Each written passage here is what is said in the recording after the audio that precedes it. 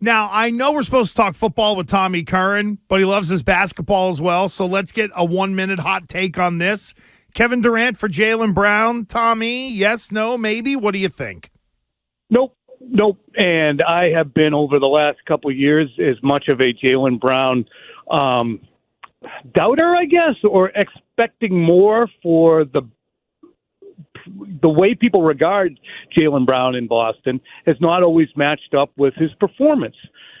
And this year, however, he has been every bit an all-star. He has made drastic improvement from the player he was last year. And even last summer, I was of a mind that, look, Jaylen Brown is not somebody to move away from for Kevin Durant, given Kevin Durant's injury history and age.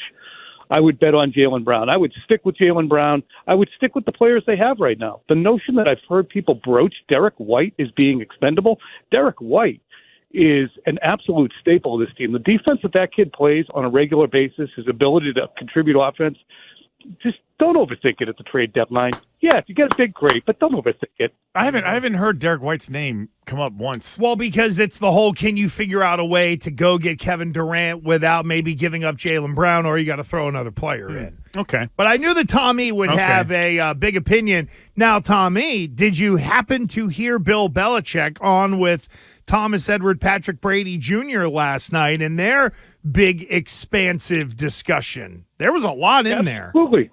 Yeah, there was a lot in there. And it's yet again, it's a more public hatchet burial than what occurred for 25 minutes after the Patriots and Buccaneers played in New England in 2021. And I think that it's important to see it for what it is, which is the two principles in perhaps the greatest and longest and most successful partnership in professional sports history, in American professional sports history, appreciate each other so much and owe each other so much and are so cognizant and aware of it that period of time in which there was the two guys getting sideways and had irreconcilable differences, they have shelved. And it was just part of their growing up and then growing apart. So to me, I think it's important to see how hard they're working to make sure that each other understands how much they appreciate the other. Okay. So that was that the biggest thing that stood out to you in that whole interview? Yeah. Well, the biggest thing that stood out was kind of a Brady insistence that it was all contrived and a media creation, that there was dysfunction. Because I swear to God, I sat there and watched a 5-part documentary that basically was a chronicle and airing of grievances called Tom vs. Time about a lack of appreciation. Yeah, and thank you for that. So can we not pretend? We're adult enough, I think, to not need to have a fairy tale. They're going to live happily ever after, but there can be a blue period, and there was a blue period. You know, Tom Brady wanted a contract that would take him through the end of his career. He thought he was going to get it in 2019. When it wasn't forthcoming, he was ready to leave camp. When they finally gave him the contract, which he hoped and expected to be a 2-year, $50 million guaranteed contract, just like Drew Brees, it wasn't. It was a 1-year deal that was going to vaporize. And the Patriots, knowing that, had called it a 2-year deal. And people for 15 minutes said, oh, Brady's going to be here through the end. How do you like that, everybody? No, he wasn't. It was voidable. And then when Brady went back to the table in March and gave him one more shot, because Robert Kraft was holding out hope that they could have a negotiation and give him what he wanted, and Belichick said, best I can do for you is 22.5 against the cap. We can't give you a 2-year contract. We're not going to do that. That's when Brady said, okay, all set, done. I've been asking for the contract for years. I haven't gotten it. I'm going to leave. Okay, well that is kind of where the way I think it will be ultimately remembered. Like when you remember all those discussions we used to have when it comes to how will like the Deflate Gate and and all the other cheating scandals or issues that they had. In the end, when people mention Tom Brady's name 10 years from now, when he's at the end of his Fox deal, I don't think they will mention any of these negative things. It'll always be just, rainbows, lollipops, and, good times. Yeah, nobody spends a lot of time talking about Jerry Reinsdorf with Michael Jordan. What a great analogy. Yeah. What a great analogy, Tommy. 1,000,000% right on that. Yeah, you just talk. You only hear about it during the Last Dance. And for Belichick, even if we could, and as much as we all understand, or as much as somebody like me wants the facts to be out there so that we can appreciate and chronicle what was a unique time in professional sports, there's no way that re-signing Tom Brady for the 2020 season was probably going to yield a Patriots Super Bowl. Brady went to a team that could win a Super Bowl. The 2020 Patriots, if Brady was going to be 2 years and $50 million, we're not going to be in a position to win a Super Bowl. It did work out the best for both guys. Tommy Curran of NBC Sports Boston here with Gresh and Foyer. Of course, he is out in Arizona. We'll get to the Super Bowl coming up. But, Tommy, we also learned this week that Adrian Klemm is going to leave what is a really good job at Oregon to come be the offensive line coach here in New England. Word is the Patriots paid the freight. They stroked the check to be able to get a guy like Adrian Klemm. Twofold. Number one, your thoughts on Klemm ending up here, and number two, the sense of purpose. I'm not going to go urgency, but the sense of purpose with which Bill Belichick and Robert Kraft have gone about fixing the problems of last year.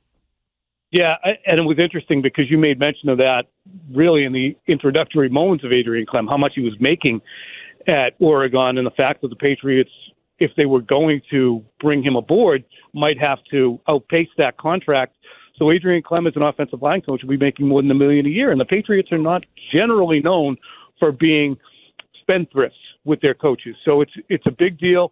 And Phil Perry and I, spend a lot of time talking about it. He said, this is what they do when things don't go well. If you are the 2002 Patriots, you go out and you get Rodney Harris and Roosevelt Colvin. If you're the 2006 Patriots, you go get Randy Moss and Wes Welker. If you're the 2015 Patriots, you get all the players who are on that 16 team, and we're seeing it again right now. After a disappointing season, if the Patriots have the wherewithal to do it, they empty both barrels. And that's what has happened. Yeah. And I don't know if Adrian Klemm is necessarily, going to be the offensive line savior. Kristen, did you play with him at all? I did. I did play with them, but I would just put it this way: like, it's better than what they had, and he's got a pretty good reputation, and he's, he played the position, so I think, and then he grew up in the SCAR system, so I think there's some obvious carryover there, Tom. But I would ask this: my last question for me, one. When it comes to handling all family business, okay, the offensive coordinator was obvious one. What was it? The offensive line coach I felt like was another obvious one. I didn't know if I saw Nick Caley leaving, but I'm curious to know what they do with Matt Patricia and Joe Judge moving forward. It certainly looks like Judge is going to be a part of the plan going forward, whether he goes back to special teams coach or not. I think it's a very sore spot, is what I've gathered in conversations with folks involved with the team. All of it's a sore spot. Belichick does not want to get into titles, et cetera, because then there will be some kind of level of blame laying, and he wants to stay away from that. Very, I think, attuned to the media thirstiness for, okay, who's doing what? So that means that guy, Bill, doesn't think he did a good job. So we might not hear about it. But I think almost all business, you're right, has been resolved. Now it's going to be down to, Christian, what's the scheme look like? Who stays? Who sucked? Who sucked because they do suck? Who sucked because the coach is good? That is going to be fun to watch. Tommy does not suck. He is out on the West Coast. Of course, Super Bowl 57 is coming up on Sunday. You can hear the game right here on WEEI, and in Boston, you can listen to it on the Odyssey app. Tommy, what is your feel going into this game where I admit, at least from a national standpoint, and maybe we're missing the boat back here on the East Coast, it feels like the narratives haven't really started yet. I don't want to say there's no buzz because there's always buzz for a Super Bowl, but in terms of some of the talking points, the feel, maybe what's at stake for Patrick Mahomes, feels like a lot of that talk is kind of tepid. What do you make of where we're at getting ready for Super Bowl 57?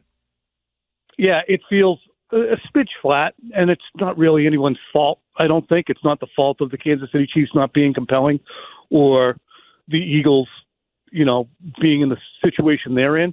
look, if this was Josh Allen against Patrick Mahomes, it would feel different. It's a bigger deal when it's a more established quarterback who we know. I love Jalen Hurts' story, but we don't know enough about him in his second year as a starter as to how does he play in big games. I mean, I'm sure the people were the same way with the Patriots early on. Oh, here come these guys. They're pretty boring. But they were compelling.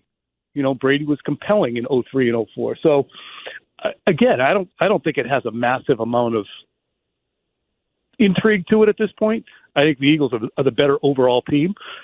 But the only hook that will drag people in is the Patrick Mahomes hook. And he's not a loathsome player. So it's not like you could even really root against him. You know what I mean? Like some quarterbacks are divisive. By the end, Brady, people would be happy to root against the Patriots and Brady. So to me, there's not a lot of buzz, and it'll probably grow as the week goes along. So is there, since you're down there, you're on Radio Row, and, you know, I guess Tuesday people start to come in, right, or whatever. So what is there anything going on? Is there any, like I saw, like, you know, what is it, media night was last night, didn't look like anything happened there. What's the buzz going on around there as far as off-the-field stuff? It's weird. It's not like it was, period. It's not, you know, there's no uniformity to it. There's no general, hey, this is the epicenter of the Super Bowl, and everyone has to gather there. There's not the mass upon mass of media people really hyping and beating the drum to create the electricity and the talk and the conversation. So it's called a media room. It's not called Radio Row anymore. Huh. And as I walked past the middle of the middle of it, I saw Ithaca, Syracuse, Brandeis. A lot of it is populated by college stations who are here. It's just not what it was previously like. Well, hold on, Tom, because I saw there was like a record number of, not credentials, but like, you know, those spots that they have in that media row, whatever the hell they call it now. There's like a record number of stations and credentials being handed out for this Super Bowl. It's because they're smaller outlets. Okay. They're giving it to anybody who asks. Oh, okay. But don't they charge people for that spot? Don't you have to pay to actually get a little table with a little electrical outlet, you know, and like internet? You're over my head. Oh, all right then. I would not know. You normally do. However, the NFL can control however they want to handle that. Tommy, have fun out there in Phoenix, and I know that you'll join Jones and Mego with Arcand on Thursday as well, and we'll talk to you next week, friend. Thanks a bunch. All right, fellas. Have a tremendous rest of your week. We'll try, friend. You too. There goes Tom E. Curran of NBC Sports Boston.